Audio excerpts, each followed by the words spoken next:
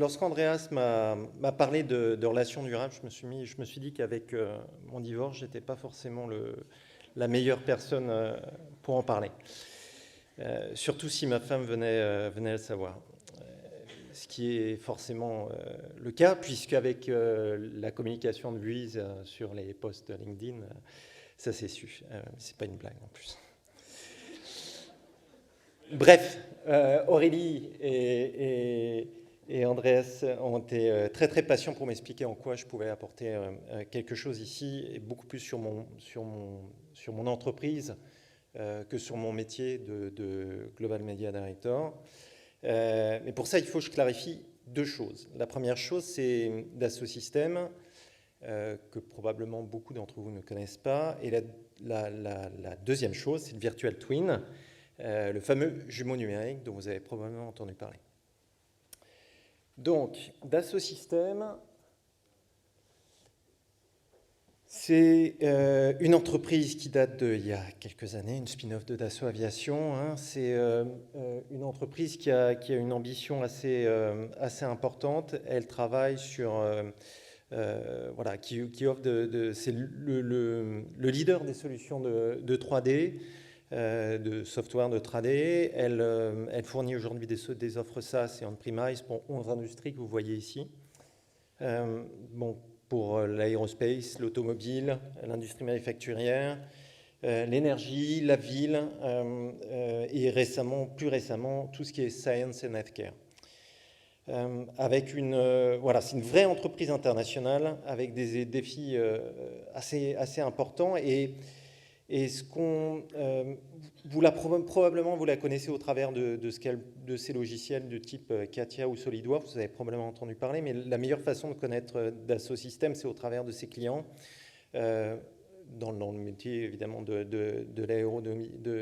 l'aérospace avec Airbus et Boeing, mais également avec les constructeurs automobiles, PSA, Tesla, plus récemment Opium, vous êtes probablement tombé récemment sur les communications de la Machina, Opium, c'est un nouvel entrant sur ce secteur qui propose des voitures à hydrogène.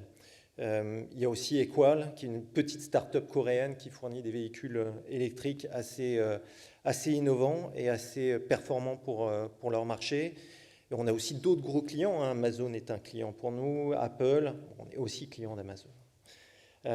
Apple, Interstellar, je ne sais pas si vous avez entendu parler d'Interstellar, ils fournissent et ils sont en train de construire, qui est une start-up qui construit des capsules pour la vie, des capsules autonomes.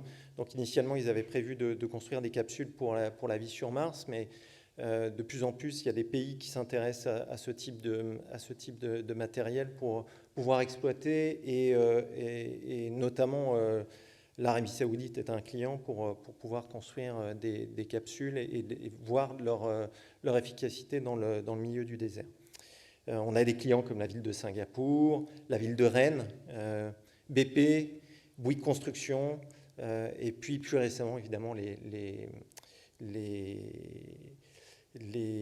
Moderna, Pfizer pour les vaccins anti-Covid. En fait, ce qu'on fait, c'est on permet la digitalisation du vivant.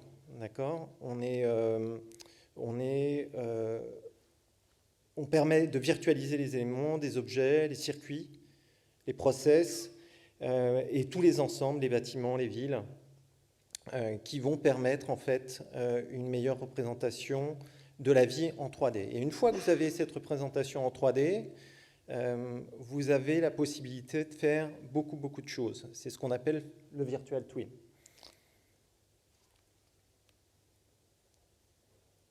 Donc voilà, ça exprime un peu d'où on vient. Et ce Virtual Twin permet vraiment une virtualisation du vivant dans son ensemble et va permettre en fait de vraiment travailler sur la relation durable. Et la meilleure façon de le faire, c'est que je vous présente quelques exemples très concrets qui vont vous permettre de voir en quoi nos solutions apportent une relation différente au monde du vivant. Le Life Cycle Assessment, vous avez probablement peut-être entendu parler de cet acronyme LCA qui vise en fait à bien comprendre l'objet et à voir quand vous designez, quand vous conceptualisez un objet, qui peut être grand, petit, qui peut être juste un élément de fabrication, de voir quelle va être exactement son empreinte carbone dans la conception de l'objet, d'accord ? Combien voilà, dans le processus, quel niveau de dose vous avez pu consommer, quel niveau d'énergie, et établir sous contrainte en fait le meilleur matériel à utiliser dans ce cadre-là. Donc ça, c'est une fonctionnalité qui arrive sur nos produits et sur l'ensemble et qui va permettre aux ensembles des industries qu'on a mentionnées précédemment de choisir le meilleur matériel qui correspond à ce qu'ils veulent faire. Le deuxième exemple, c'est le generative design. Le generative design, c'est un processus itératif voilà, qui est utilisé en conception via des algorithmes. Là encore, c'est réalisé sous contrainte et ça va vous permettre de sortir des formes, comme vous voyez sur cette moto, des formes qui vont vous permettre d'utiliser le moins de ressources et le moins de composants possible. D'accord ? C'est souvent des formes qui sont très proches de ce que vous pouvez voir dans le milieu naturel, dans le milieu du vivant. Et donc sous contrainte évidemment de valeur minimale d'usage du matériel, sous valeur maximale évidemment de l'efficacité et de la dureté en fonction de vos besoins. Et évidemment, ça va vous permettre de choisir beaucoup plus la forme. Donc ça, c'est le deuxième exemple. Le troisième exemple que j'ai en tête, c'est les tests et la simulation. C'est quelque chose d'extrêmement important. Donc je ne sais pas si on peut lancer. Non, je reviens en arrière.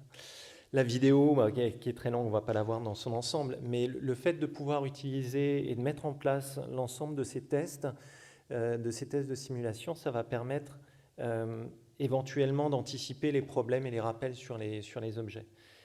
J'ai en tête un constructeur de smartphone qui, lors de sa 3e génération, avait placé dans la conception, dans la construction de son téléphone, le micro trop près de l'antenne, ce qui provoquait des interférences d'écoute et des problèmes assez importants. Et du coup, voilà, ils n'avaient pas fait les tests justement sur les ondes et l'électromagnétique, ce qui a engendré des rappels et puis des gens qui sont venus avec leur téléphone, des choses absolument inutiles.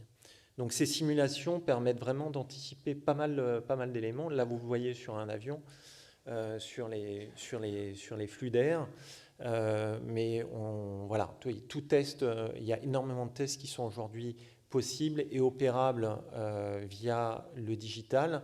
Et ce virtual twin, encore une fois, permet d'engendrer et de mettre en place ces tests. Et vous pouvez évidemment réutiliser et mettre des batteries de tests en place sur des objets qui sont déjà existants, que vous avez générés dans le temps, avec des nouveaux tests. Donc c'est assez intéressant. Le 4e exemple, c'est la digitalisation des chaînes de production. Là, on est au début de l'aventure aussi, dans le sens où c'est une opportunité extrêmement importante pour rapprocher les chaînes de production de leur lieu de consommation. Ça va permettre de créer des lignes de production éphémères, plus rapides, ou liées à des problématiques de conjoncture. Il y a quelques années, il fallait 10 ans pour créer une ligne de production sur des moteurs d'avion. Aujourd'hui, ce temps, il est au moins divisé par 2.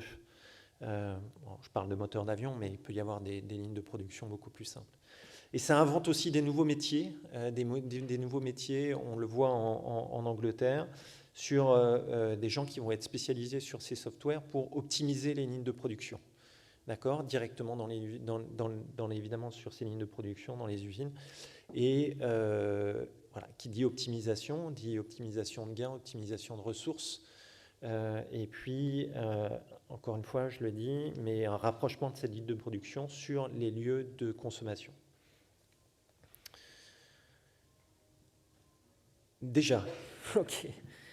Voilà, tous ces aspects permettent vraiment de vous donner, donc j'ai donné quelques exemples ici, mais il y en a plein d'autres à imaginer. On peut imaginer une meilleure gestion de l'extraction des mines, des matières premières pour limiter notre empreinte carbone. Vous avez probablement entendu parler de des mines avec Vercor et la mine de lithium en France, avec lequel on est partenaire, le stockage et la mise à disposition de l'hydrogène qui nécessitent des conditions de technicité et de stockage très particuliers, l'évolution des villes, de leur organisation, les drones, les robots, la domotique, voir tout ce que je peux imaginer aujourd'hui des acteurs comme Schneider Electric ou Legrand. Le monde du possible avec ce Virtual Twin est absolument infini. Et ça correspond bien à notre purpose, qui est de rendre les choses plus concrètes. Ce Virtual Twin est bien plus concret que tout le métaverse qu'on a en tête. Car le vivant c'est déjà très largement utilisé.